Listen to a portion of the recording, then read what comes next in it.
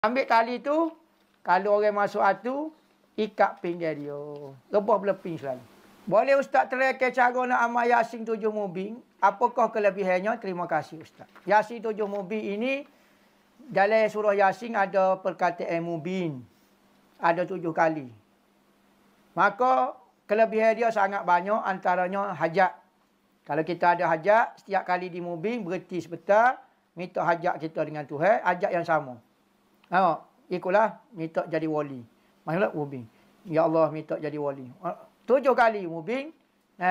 Ataupun buat tali Yasin dia panggil. Tali Yasin nak ke mana? Ambil tali warna hitam. Kalau orang masuk atu tali warna hitam, cari tali kuku-kuku lah. Benar kau ataupun tali nilung tu.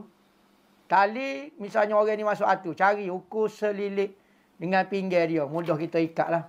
Besar. Ambil baca Yasin. Siapa kat Mubin kita sipu. Siapa kat Mubin siuk dalam lubang tu. Lubang benar tu, siuk derah. Lepas tu jeruk. Beruk. Kemah. So. Sipu pula. Siapa kat Mubin kedua, siuk kuat.